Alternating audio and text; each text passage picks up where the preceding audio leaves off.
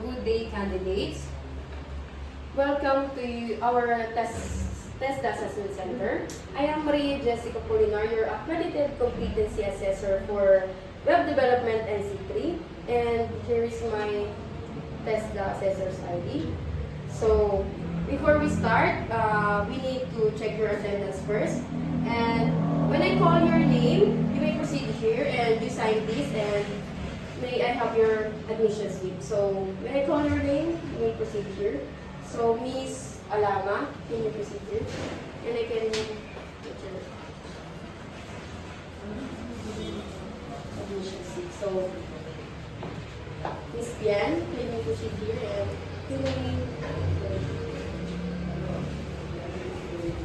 So before we start, we need to tackle the web development NC3, the qualification. The first is basic competencies, use relevant technologies, apply critical thinking and problem-solving techniques in workplace, use information, creativity, and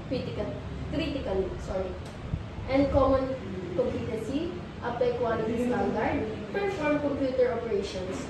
And for our core competency, here. And for unit of competency, first is developing response web design, utilize software methodologies, develop responsive web design. And second is create iterative website. And the third is developing website backend. Then here's for our qualification summary. Design, apply, create, build, develop, and implement. And here's our floor plan. So candidate, before we start, I will discuss kung ano yung gagawin natin sa assessment area. So first is you will receive the test package, and you need to demonstrate. You need to demonstration, or questioning, and written test. And before tayo mag-start sa ating assessment, before tayo mag-proceed sa ating assessment area, do you have any question and clarification? No. Okay, thank you. So, for a while. So, okay. So, candidate number 1, can you proceed here in assessment area?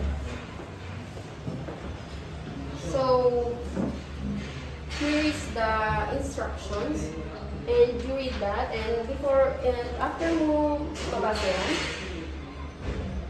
bibigyan siya sa akin, and after nun, you may proceed na sa iyong task. And I will give you, thank you, and I will give you 30 minutes, and while you're working on your task, I will observe you, and I will not coach you.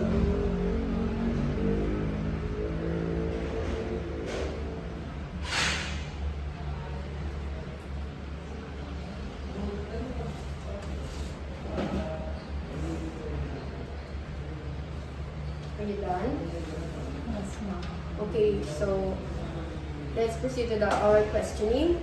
So here is your question.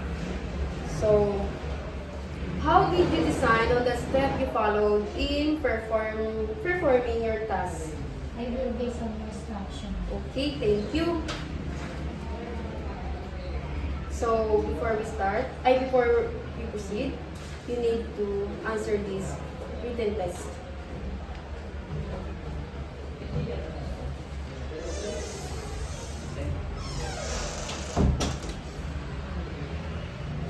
Okay, thank you. So you may proceed to your seats. So the second candidate, you may proceed to the assessment area. And here is your instructions for your task. You read that, and before you read, you will.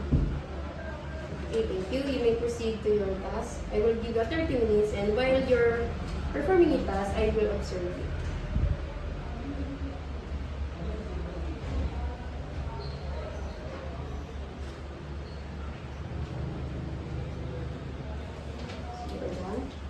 So before we proceed, I have some question. We need to. Here is our questioning.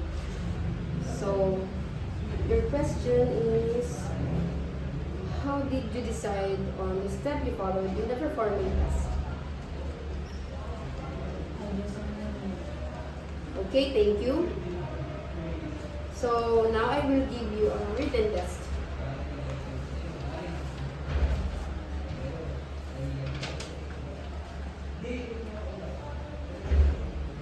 Okay, thank you. You may take your seats.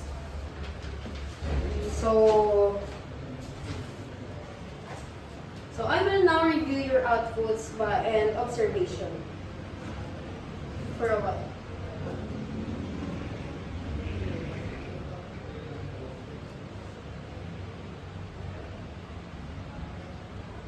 So in evaluating performance, I will follow test the rules of evidence. So candidate number 1, can you come with me and take a seat?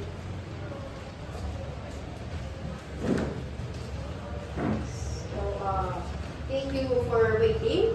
So I will now provide feedback on your performance. So you demonstrated good understand of the task and follow the required procedures. So area for improvements, you may improve by giving a more structured explanation during the questioning. So based on the evidence presented, your overall result is competent. So congratulations. So you may sign this, your cards, and your journal. So okay, you may take your seat. So, candidate number 2 is coming.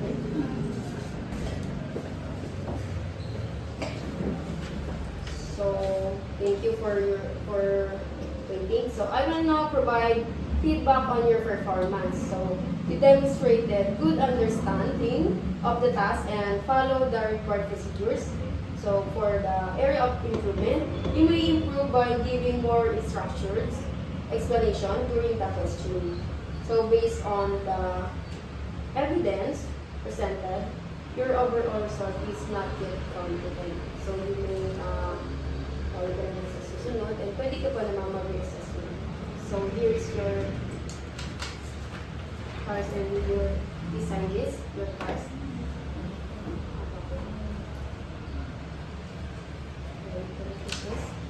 So you may take this seat.